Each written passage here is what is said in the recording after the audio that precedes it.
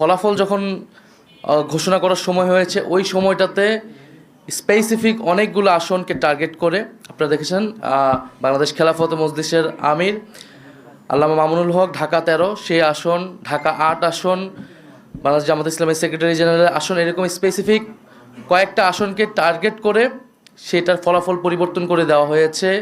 কেন্দ্রগুলোকে দখল করে সেই কেন্দ্রে জোর করে প্রশাসনকে ব্যবহার করে সেই ফলাফল পরিবর্তন করা হয়েছে।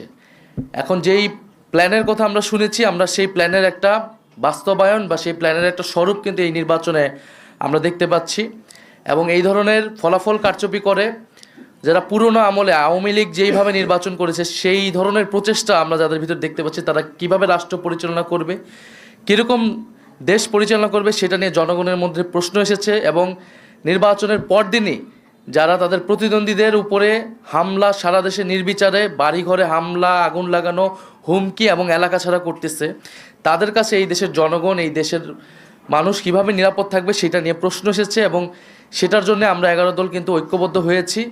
এবং ডক্টর শফিকুর রহমান বলেছেন স্পষ্টভাবে যে এটার জন্য রাজপথে নামার প্রয়োজন হলে আমরা সেটার প্রস্তুতি নিচ্ছি। কারণ এই দেশের মানুষকে, যারা 11 দলের পক্ষে নির্বাচনে কাজ করেছে, নেতাকর্মী সমর্থক, তাদেরকে হেফাজত করা, তাদেরকে রক্ষা করার দায়িত্ব আমাদের। আরেকটি কথা আমি বলতে চাই, আমরা জনগণকে অভিবাদন জানাই যে জনগণ এত প্রতিকূলতার মধ্যেও 11 দলের পক্ষে ভোট দিয়েছেন, 11 দলের পক্ষে বিজয়ী হয়েছেন। অনেকেই অনেক কারচুপি করে তাদের বিজয় আটকানো যায়নি। আপনারা দেখবেন যে গণভোটে কত পার্সেন্ট ভোট পড়েছে, 60% ভোট পড়েছে, 60+ ভোট পড়েছে।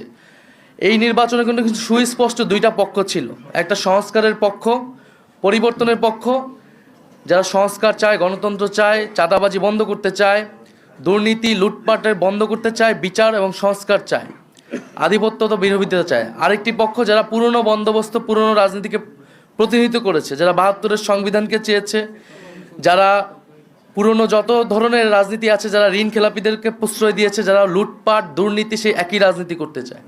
ফলে জনগণ ব্যাপকভাবে যেই 60%-এরও বেশি, 60+ সংস্কারের পক্ষে তারা ভোট দিয়েছে, সেই একই জনগণ কিন্তু 11 দলের পক্ষেও ভোট দিয়েছে।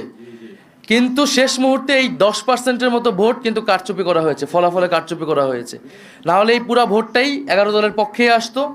শেষ মুহূর্তে 11 দলের অনেক গুরুত্বপূর্ণ নেতাকে এবং প্রার্থীকে হারিয়ে দিয়ে ক্ষমতা নিয়ে নেওয়ার চেষ্টা করেছে। এবং আমরা নির্বাচন কমিশনে সেটা সুস্পষ্টভাবে এই অভিযোগ জানানো হবে, প্রার্থীরা জানাবেন যাদের, এবং নির্বাচন কমিশন সেখানে কি ভূমিকা পালন করতেছে, তাদের অবস্থান কি, এর উপর নির্ভর করবে আমাদের নির্বাচন নিয়ে চূড়ান্ত অবস্থান।